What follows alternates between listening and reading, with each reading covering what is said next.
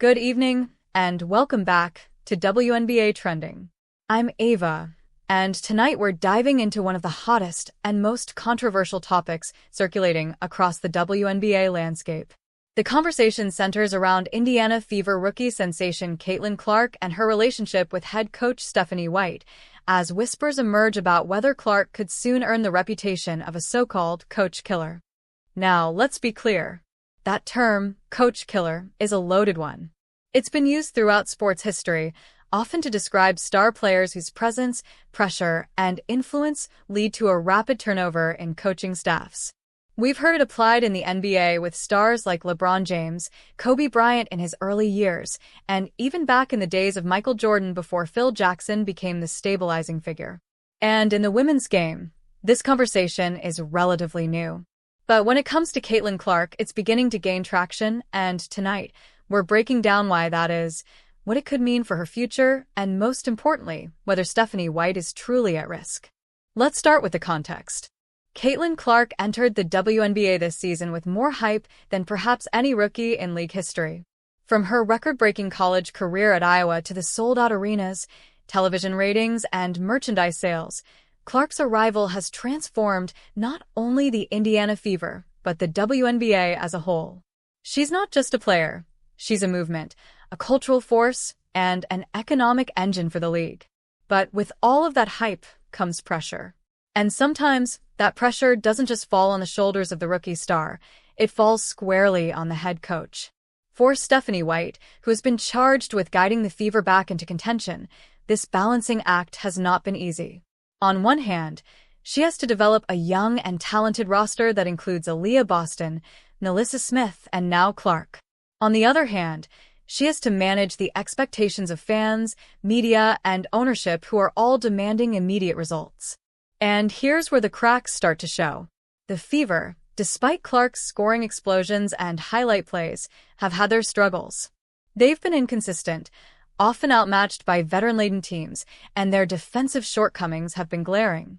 Clark herself has dealt with the learning curve, turnovers, shot selection, and defensive lapses that come with being a rookie. But because she is Caitlin Clark, every mistake is magnified, every loss is amplified, and every decision is scrutinized. Now let's talk about the dynamic between Clark and Stephanie White.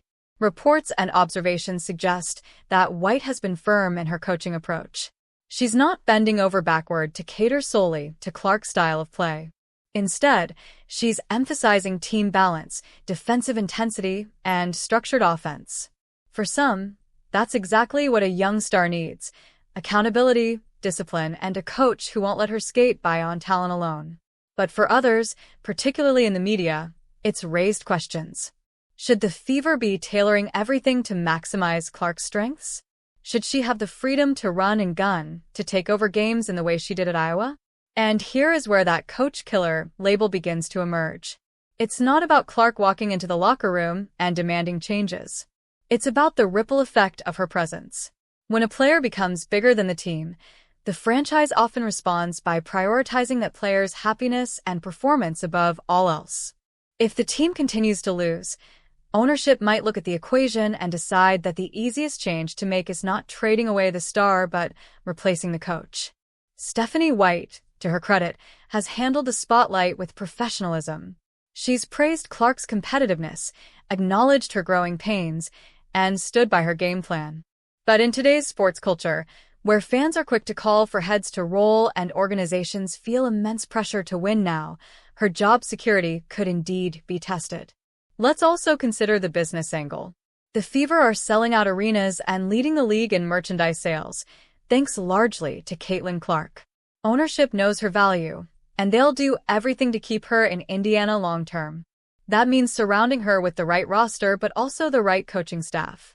If Clark feels that her growth is being stunted, or if she and White develop a friction that spills into the public eye, that could spell trouble for White's future. But here's the counterargument, and it's a strong one. Caitlin Clark has repeatedly said she values being coached hard. At Iowa, Lisa Blooder and her staff held her accountable, demanded excellence, and Clark responded by becoming one of the greatest college players of all time. There's no evidence, at least not yet, that Clark is pushing back against White's authority or that she's unhappy with the system. In fact, Clark has often shown maturity beyond her years, owning her mistakes in press conferences and praising her teammates. So maybe this talk of being a coach killer is less about Clark herself and more about the environment around her. Media narratives, fan impatience, and the sheer weight of expectation could create a situation where a coach becomes the scapegoat, even if the player isn't actively calling for change. The question we have to ask is this: will the Fever front office be patient enough to let Clark, Boston, and White grow together? Or will the losses pile up in such a way that forces a decision? History shows us that when a generational star comes into a franchise, patience is often in short supply. Let's not forget, too, that the WNBA is evolving rapidly. With expansion on the horizon, rising TV deals, and an influx of new talent, the league is entering a new era. Stars like Clark, Angel Reese, and Cameron Brink are being positioned as the future faces of the sport. That means teams will be under unprecedented pressure to capitalize while the spotlight is shining. Coaches who don't deliver quickly could find themselves on the chopping block. To wrap things up, the coach killer label is probably unfair to Caitlin Clark at this point in her career. She's a rookie learning the ropes, and by all accounts, she respects Stephanie White and the process. But the reality is that her star power makes her the center of everything in Indiana. If the Fever stumble, if frustrations mount, and if ownership feels the need to make a statement, it won't be Clark who's moved. It will be Stephanie White. So yes, White is at risk. Not because Clark is gunning for her job, but because Clark's presence raises the stakes higher than ever before. The Fever are no longer just another rebuilding team.